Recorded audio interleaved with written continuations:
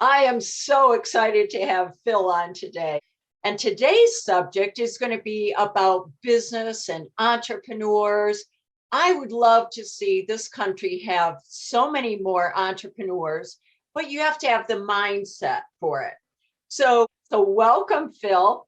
Let's dive in. So as a consultant, what goes through my mind when I'm talking to somebody, they go, "Hey, Phil, I want to start a business and I need some help getting up and running." And it's like, so my first question is, so you think you want to run a business? Mm-hmm. What exactly put that thought in your head? So they don't have an answer. And Well, I want time off. I don't want to work this hard. I want freedom. yeah. So how do you think that owning your own business is going to do that for you? Because very often that's not the case. It's just a matter of who's your boss. You have different bosses. That's all. But I mean, if you're going to own a business, and you know this, if you're going to own a business, run a business, operate a business, you're going to be tied to that place. You're going to be really, as far as time off. I remember somebody said, "Hey, we could let so and so do it. She owns her own business." And the immediate retort was, I own my own business. What does that have to? She said, "Well, you have all that extra free time." And she goes, "You mean all that time I spend in my business for free? Is that what you mean by free time?" Look, if I'm making the same money that I was, but I can make the decisions about what I do, when I do it, and how, then I'm okay with that because that's a benefit. So it's like money isn't the only thing. It brings us back to a very, very important point is, let's say that you believe that entrepreneurial adventure is kind of where you want your life to lead you. And you think, okay, I want to be an entrepreneur. I want to be a business owner, an operator. We're talking about people that want to do it. And so they go into something that they want to do. There are people that will go into business and they go, "Well, I mean, I'm not that, but I can do it. I know I can do it. And I know I can make money at it. And I know I can do it well. And then I can use what I make and my freedom to decide.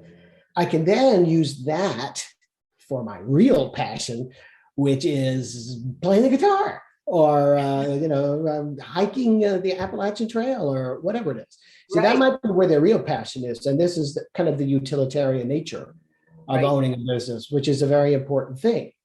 So you want to be able to really understand that there are benefits and there are costs to being in business, and understanding what it is you're trying to accomplish. Why? That's a very big but small question. Why? Why do you want to run a business or have a business? There's the difference between a reason and a purpose. You can say that your reason for opening a business are the things that you've already mentioned, some freedom, some additional income, some whatever it is, all those things. That's the reason. But why that one? Why that specific reason? I mean, that specific business. You could say, "I want to be in business." Okay, well, you can do a lot of things. You can go to a franchise fair, so to speak, and you go and you see like 16,000 different businesses you could possibly own. But you look at, you go, I cannot imagine my doing that. No, not in this life. So you look at that and you say, okay, the purpose for this particular business.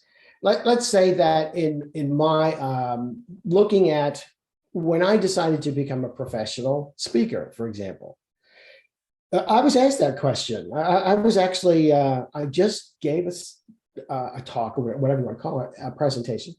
And an agent came over to me and said, "Okay, we can sell this." And I said, "Okay, let's do it." And he goes, "Okay, but I need to know why." And I said, "What?" And he said, "What's your purpose here? What's the underlying hook for what you do?" And I didn't have an answer. And I found myself kind of dumbfounded by the fact that I didn't have an answer for that.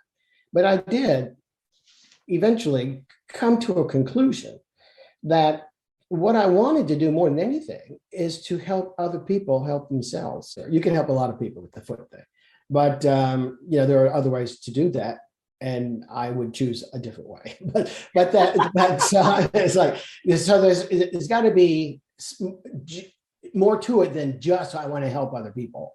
You see, you have to be very careful not to be too delusional. And also, there are lots of really fundamental utilitarian reasons for owning a business. You mentioned them. One of them might be, I want to make more money. As an employee, there are certain limits as to what I can do, and it's limited by somebody else. If I can strike out into an arena where I believe that I can do good for other people, but I can also then grow it to the point, or expand it to a point, or reach beyond a certain limit where I can make a lot more money. And I want to make more money too. And I'm a capitalist. I don't object to people wanting to make money, and I don't hide the fact that I want to under a bushel basket either. The fact of the matter is that without a profit motive, most businesses don't exist. Actually, no business would exist. I mean, because then you would just have volunteer people doing things. Money isn't always the objective, but it often is. And if you're not a Gates or a Bezos or one of these guys, a billionaire or even a multi-millionaire, if you're one of those people that are still earning a living as you go, then you want to remember that and be okay with that, because that's part of what's going to make you a success at what you're doing. If you ignore the money, if you ignore the profit motive, then you're likely to do something that employees do and not employers, which would be to be very generous about certain things and not concerned about the cost of certain things, agree to things that are probably not in your best interest as a business owner, because employees, they think, well, just, write it off or let the business pay for it or whatever. It's right. There's no such thing as writing things off. That's just against taxes that you have to pay, but that's still a cost. And as far as letting the business pay for it, I am that business. So it's like letting my left pocket pay for it instead of my right pocket. But yeah. So that's a hard concept for a lot of people to understand how that works. Yeah, and this conversion, see, like well, I grew up in an entrepreneurial environment too, because I was forced to start working at 9. And I was out there. I had 3 businesses by the time I was 12. So I mean, for me, necessity is the mother of invention. For me, that's just kind of the way that was. But there are other people that I've known that have, they went through school and they went into a workplace and they got to be like 42 and they got to a place where it's like, I know more about what I'm doing than my manager does, and yet my manager is telling me how and what to do. And I could do this without him or her, meaning that I could possibly even do this without them.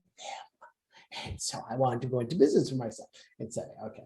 So when you make that leap, one of the things is that we just talked about is that you have to make the entrepreneurial leap too. The mindset going from employee with this huge company that can absorb all kinds of expenses that you don't even think about. Right. It's like, yeah, so I'll just take this home. Or yeah, so I broke it. Oh, gee, you need to fix my desk or whatever it is. It's like, okay, in your store, in your business, if you got to fix the desk, that's your expense. That comes off of what you take home, bottom line money. Right. And you go, so that whole concept of decision-making and everything, that comes from the purpose. You see, the thing is that if you really understand what your mission is, which is the purpose that we've been talking about now, right? To understand what it is, that you are now an employer, not an employee. Even if you're employing yourself, you're still the employer.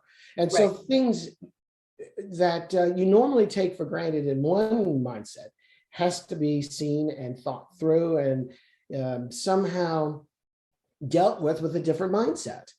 And it's difficult to make that leap sometimes. Once you do understand what we've been talking about, making that entrepreneurial leap, so to speak, in your mindset, and you've focused in on why you want to do this, that brings us to then, well, what will you do? What is the business that you're going to wind up being in? For example, if you, like you were just talking about, if art is like, I think I could do this. I mean, I love art, and I do what I do, and I like to do it. But now I have a customer who is telling me what they want. That means I can't just do what I want. I have to meet certain parameters that they want, size and color, hue. I spent an awful lot of time knowing that I wanted to get into business, and every single business that I went into, I always looked around and said, okay, how many employees? Are the employees happy? What does it take to run something like this? Are they working on the weekends, or are they only working 5 days a week? You know, what is my ideal type of business that I want to own? Accounting. I look at accounting and I go, that never ends. I cannot handle something like that. And I think that's why I loved printing, is because a person would come in, they would come in with a business idea. They wanted business cards, and they were all excited that they were starting this new business. And we were thinking through their letterhead envelopes, business cards, their flyers, their mailers, all those things. And I knew that they could come back in, you know, tomorrow, and you can look at a proof, and you're going to be able to open your doors right away. And watching the different people take their ideas and watch them either examine their business card and him and haw about that gave me an idea about if they really understood the background of running a business and where their focus was. Did they want this turned around quickly so that they could open the doors and get out there and do the networking, everything that it takes? You know, that was kind of where my mind was. And that's why I was so excited about printing, as I mentioned, because I saw instant gratification to the customer. Okay, so that was one of your purposes. That was something that was motivating you to move forward. Right. And then, but you do, as you've just mentioned, you do have to face the nuts and bolts of making it sustainable, which is the accounting stuff. Right. And it's like, now the nature of your business is going to define exactly what part you play in it.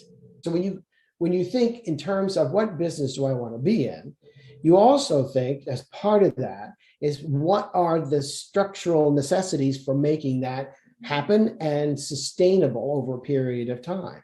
Now, am I going to be, like you said, you know, you don't have to be everything. Well, if you're a one-man thing, I mean, if you're a one-person business, then you are everything.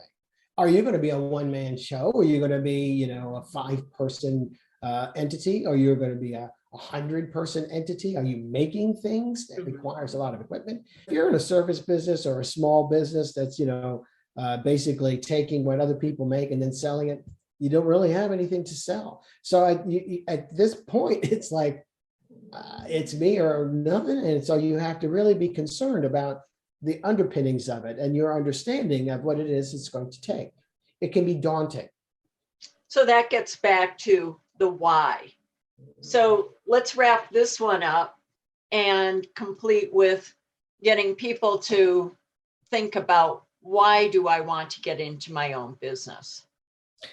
I was actually in my psychology office. I had a physician. He looked at me and he said, I really admire you. And I said, why is that? And he said, because you're your own person. He said, you come and go and choose who you're going to deal with and who you don't deal with. And I can't do that. I have to, if a person walks through my doors, that's it. I deal with it. And if I don't like them, it doesn't matter. I have to look like I like them and take care of them anyway. And I can't really take time off.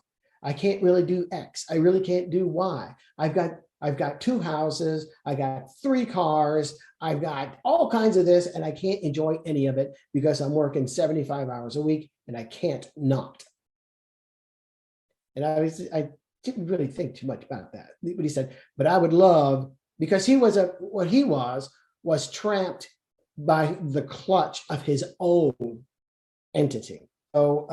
taking a look at some of the things that we talked about, the purpose for why you want to do this and why you choose to do whatever it is you wind up doing, the nature of the business, understanding, again, like we talked about, the idea of all those things that make a business actually work. And are you the one person that's going to do it all? Are you going to have a division of labor? How are you going to support 3 people or 10 people or however many there will be? And then we haven't even started talking about, and this is for a different time, but where's the money coming from? Because you have to capitalize these things in some way. You're going to be out there. It's going to take you a while to get up and running, and you're going to have to live on something. So to sum up what we've been talking about, the number one thing is, if you're going to make the entrepreneurial leap, what you want to do, among of all the things you could do, the number one thing is to clearly understand what exactly that entails, why you're doing it, and then finding a reason to commit to it. Would you agree? Excellent. Yes, I do. Thank you, Phil. You're really good at summing it up. I like that. Well, if you want any more summations of that nature, it's phildagostino.net. Go there and drop me a line, and I'd be happy to talk about it to anybody that's listening. I love it. Excellent. Thank you so much, Phil. Okay, bye. Bye.